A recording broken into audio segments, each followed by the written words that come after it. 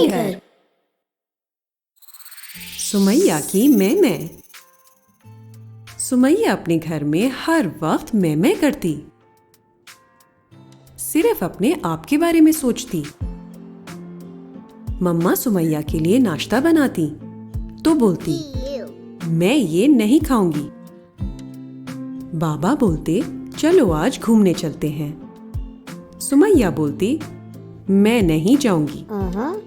छोटे भाई साइम को चिढ़ाती और बोलती, मैं मम्मा बाबा की सबसे पसंदीदा बेटी हूँ। हाँ? साइम को अपने कमरे में भी नहीं आने देती और बोलती, ये मेरा कमरा है और ये मेरे खिलौने हैं। हाँ? साइम मायूस हो जाता। सुमैया के घर वाले सुमैया के इस रवैये से बहुत परेशान थे। सुमैया अपनी दोस्तों के साथ भी मैं करती। क्लास में जाकर बोलती, आज मैं निदा के साथ बैठूंगी। छुट्टी होते ही फरवा से बोलती, तुम हमारे साथ नहीं खेल सकती। ये खेल सारा, निदा और मैं खेलेंगे। हाँ? फरवा उदास हो जाती। इम्तिहानों में भी जब सुमैया के नंबर अपनी दोस्तों से ज्यादा आते तो बोलती, मैं तुम सबसे अक्लमंद हूँ। सुमैया की दोस्तों को भी सुमैया की मैं बिल्कुल पसंद नहीं थी। एक दिन सुमैया सुबह जल्दी उठ गई। जब उसने साइम को सोते हुए देखा तो सुमैया ने साइम पर तकिया फेंका। ओह! साइम चौंक कर उठ गया। सुमैया ने बोला, मैं उठ गई हूं तो तुम भी उठ जाओ। हाँ? साइम अपना सर खुजाने लगा। साइम और सुमैया झगड़ना शुरू हो गए। अचानक घर की घंटी बजी। देखा तो घर की सफाई करने वाली नजीरा बाजी थीं और उनके हाथ में एक मिठाई का डब्बा था। मम्मा ने पूछा, क्या खुशखबरी है? नजीरा बाजी बोली, मेरी बेटी आमना क्लास में पहले नंबर पर आई है। ये मिठाई उसी की खुशी में है और हमारे घर कल आमना की दावत है। आप सब जरूर आइएगा। दावत? साइम खुशी से चीखा, ये मैं जरूर आऊंगा। मम्मा मुस्कुराते हुए बोली, हम सब आएंगे। जब नजीरा बाजी चली गईं, सुमैया ने मुड़कर मम्मा से बोला, मैं नहीं जाऊंगी। हाँ? मम्मा सुमैया को कुछ बोलने ही वाली थी कि पीछे से बाबा बोले, सब जाएंगे, सुमैया तुम भी। सुमैया नाराज होकर कमरे में चली गई। बाबा सुमैया के पास गए और बोले, सुमैया, दूसरों को भी अहमियत देनी चाहिए। आमना तुम्हारी दोस्त है। सुमैया को कुछ समझ नहीं आया, मगर बाबा से बोली, जी बाबा। अगले दिन सब दावत के लिए तैयार होना शुरू हो गए। सुमैया ने मम्मा से बोला, मैं अपनी मर्जी के कपड़े पहनूंगी। फिर नीचे आकर बोली, मैं किसी से बात नहीं कर रही। साइम अपने जूते ढूंढ रहा था, मम्मा अपना बटवा ढूंढ रही थी और बाबा घर की चाबी। सुमैया फिर बोली, मैं दावत पर। सुमैया बोल ही रही थी कि बाबा ने बोला, चलो चलो सब गाड़ी में बैठो और सुमैया अपनी मैं बंद करो। साइम चुपके से हंसने लगा। सुमैया ने साइम का हाथ पकड़ा और उसको गाड़ी में बैठने से रोक दिया। फिर बोली, मैं इस तरफ से बैठूंगी। साइम ने शक्ल बनाई मगर मान गया। सफर शुरू हो गया। नजीरा बाजी सुमैया के घर के पीछे एक छोटी सी बस्ती में रहती थी। एक हद तक तो गाड़ी वहां चली जाती, मगर उसके बाद पैदल चलना पड़ता। सब गाड़ी से उतर गए और पैदल चलना शुरू हो गए। ओह ओह, कुछ ही कदम चले थे कि सुमैया ने बाबा से बोला, मुझे गर्मी लग रही है, मेरी टांगों में भी दर्द हो रहा है। और मैं, सुमैया बोल ही रही थी कि अचानक ओह, एक बकरियां चराने वाला अपनी बकरियां लेकर जा रहा था। उसके साथ कुछ छोटे छोटे बच्चे भी थे। सुमैया बकरे देखकर बोली, इतने सारे बकरे, ओह वाओ।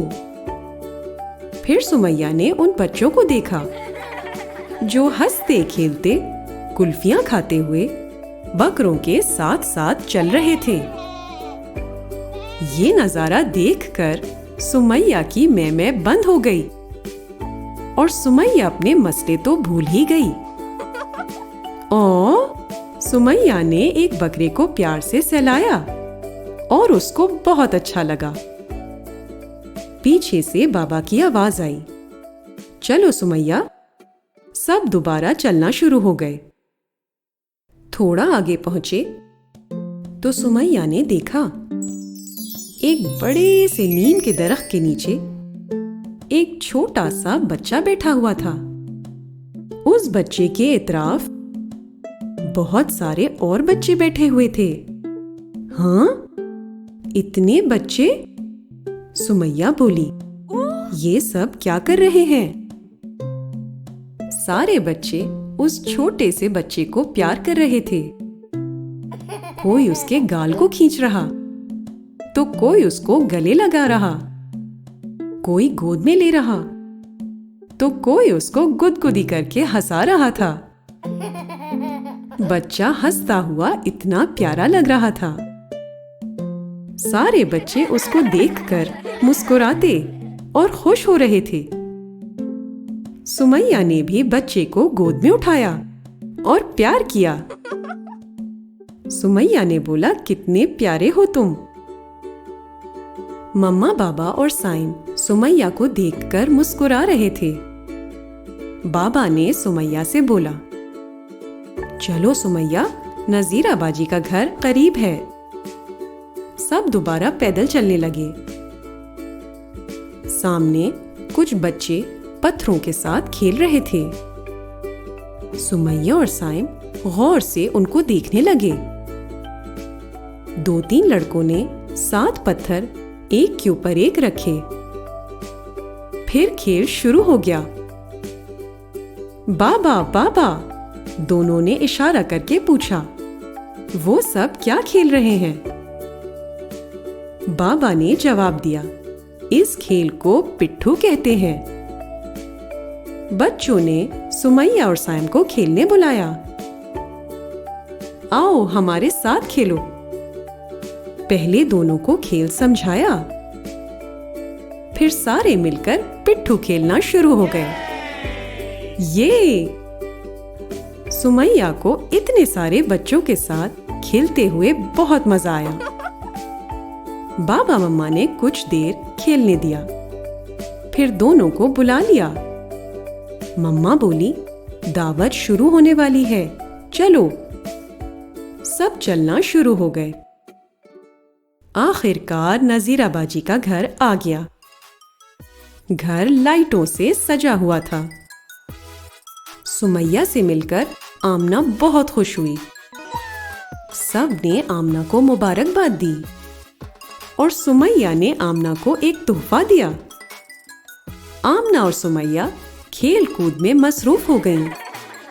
ये आमना बोली, मैं बहुत खुश हूं कि तुम मेरी दावत पर आई हो। ये तोहफा तुम्हारे लिए है। हाँ? सुमैया हैरान हो गई और तोहफा देखकर खुशी से उछल पड़ी। फिर आमना बाहर भागी। सुमैया ने देखा आमना अपने मामा बाबा के साथ खाना लगवा रही थी। यम! सबको खाना खाकर बहुत मजा आया। सुमैया का दिन बहुत अच्छा गुजरा। घर आते ही सुमैया ने मम्मा बाबा को ठंडा पानी पिलाया। मम्मा के पांव दबाए। फिर साइम को अपने कमरे में ले जाकर बोली, तुम इस कमरे में जब चाहो आ सकते हो और खिलौनों से भी खेल सकते हो। ये साइम खुशी से उछल पड़ा। उस दिन इतने सारे बच्चों से मिलकर और आमना की दावत के बाद सुमैया को एक एहसास हुआ। बाबा ने सुमैया से पूछा, क्या सोच रही हो सुमैया? सुमैया बोली, बाबा, सिर्फ मैं नहीं बल्कि सारे बच्चे अहम होते हैं और अपने अलावा दूसरों को भी अहमियत देनी चाहिए। बाबा, मम्मा और साइम ने सुमैया को गले लगा लिया। उस दिन के बाद सुमैया की मैं बंद हो गई। खत्म शद, दी एंड। अगर आपको ये कहानी पसंद आई तो लाइक का बटन दबाएं और कहानी घर को सब्सक्राइब करें। कहानी घर।